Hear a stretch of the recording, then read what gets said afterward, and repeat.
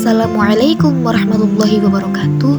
Perkenalkan, kami dari kelompok 1 ingin menceritakan proses terbentuknya suatu negara. Dan ini dia anggotanya. Yang pertama, Hidayatul Husna, Sultan Brilian, Yeni Rahmawati, dan Vika Auliaillah. Bagi teman-teman sekalian, mari menikmati video kami. Enjoy for watching.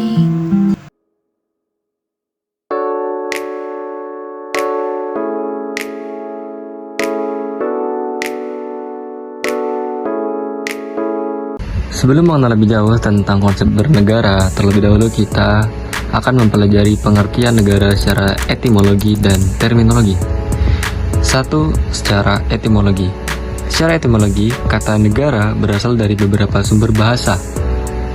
Pertama, bahasa Sanskerta, nagari atau nagara, yang berarti wilayah atau kota. Kemudian ada bahasa Latin, status atau statum, yang berarti keadaan atau kedudukan. Dari sinilah berasal kata stage dalam bahasa Inggris. Dalam bahasa Indonesia modern, negara mengacu pada suatu entitas yang memiliki kekuasaan tertinggi di wilayah tertentu dan diakui secara hukum dan politik.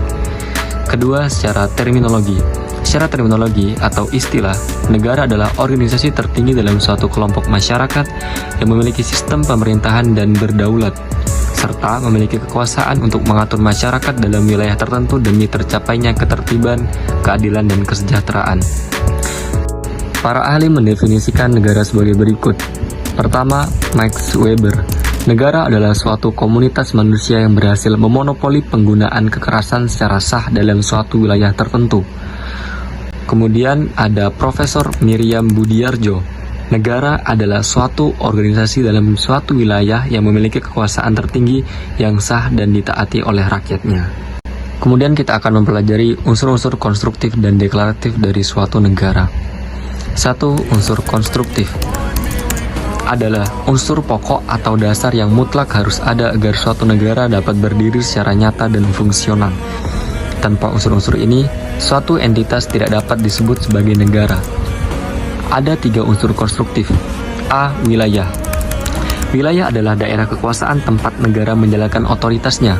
Wilayah meliputi wilayah daratan, wilayah lautan, dan wilayah udara. B. Rakyat. Rakyat adalah sekumpulan orang yang menjadi penghuni tetap suatu wilayah dan tunduk pada kekuasaan negara tersebut. Rakyat terdiri dari 1. Penduduk atau orang yang bertempat tinggal secara tetap di negara tersebut. 2. Bukan penduduk atau orang yang tinggal sementara, misalnya turis atau ekspatriat. C. Pemerintahan yang berdaulat.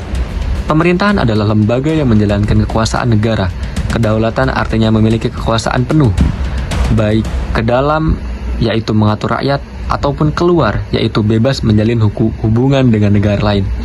2. Unsur deklaratif adalah unsur yang sifatnya pelengkap, namun penting untuk pengakuan di kancah internasional, yaitu A. Pengakuan dari negara lain, meliputi pengakuan de facto, yaitu pengakuan atas kenyataan berdirinya negara tersebut, biasanya bersifat sementara atau terbatas.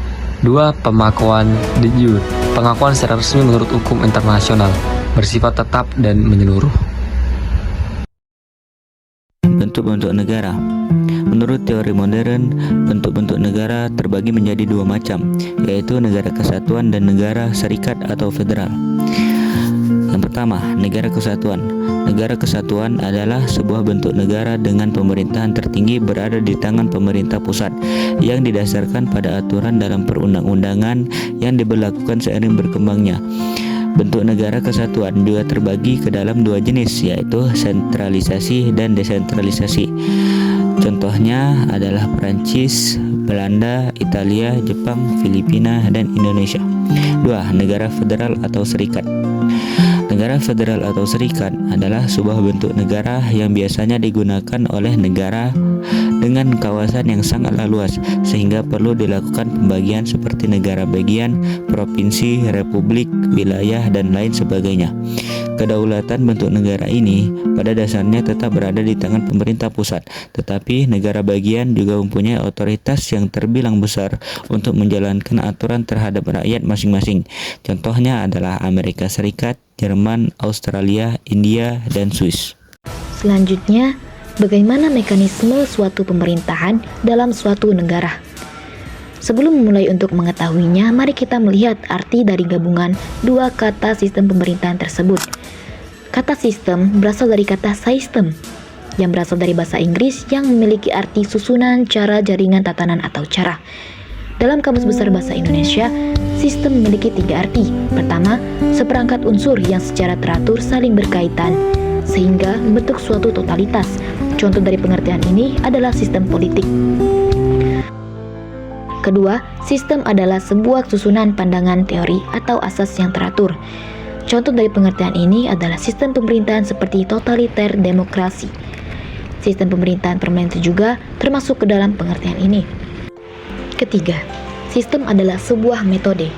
Contoh dalam pengertian ini adalah cara-cara untuk melakukan sesuatu seperti sistem dalam penanaman padi. Kata pemerintahan, asal mula katanya adalah pemerintah. Sedangkan kata pemerintah juga berasal dari kata lain yang artinya perintah. Di dalam Kamus Besar Bahasa Indonesia, kata-kata tersebut memiliki beberapa pengertian. Yang pertama, kata perintah adalah perkataan yang memiliki makna menyuruh untuk melakukan sesuatu. Kedua, kata pemerintahan memiliki arti kekuasaan yang memerintah sebuah wilayah, daerah, atau bahkan negara. Arti dari kata pemerintahan adalah sebuah perbuatan hal, cara, atau urusan dalam memerintahkan sesuatu. Pemerintahan juga berarti segala urusan yang dilakukan oleh negara.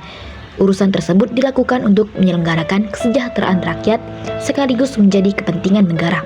Oleh karena itu, pemerintahan adalah tindakan atau kegiatan pemerintah.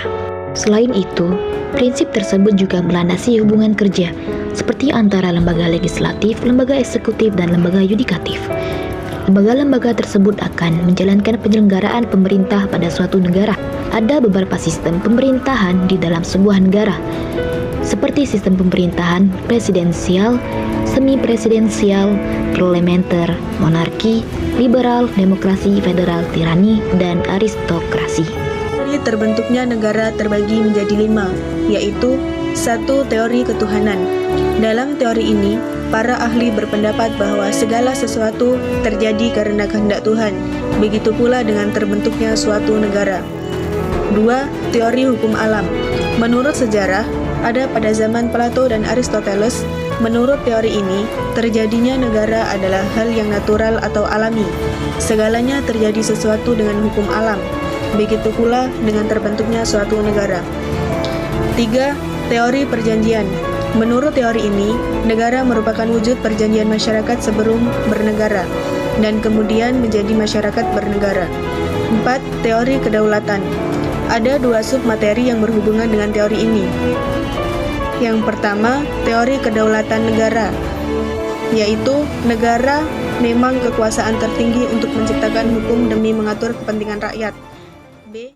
Teori kedaulatan hukum, yaitu hukum memang peranan tertinggi dan kedudukannya lebih tinggi dari negara. 5. Teori kekuasaan. Menurut teori ini, terbentuknya negara didasarkan atas kekuasaan.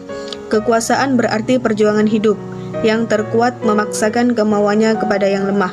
Kekuasaan yang dimaksud ada 2, yaitu kekuasaan secara fisik dan kekuasaan secara ekonomi.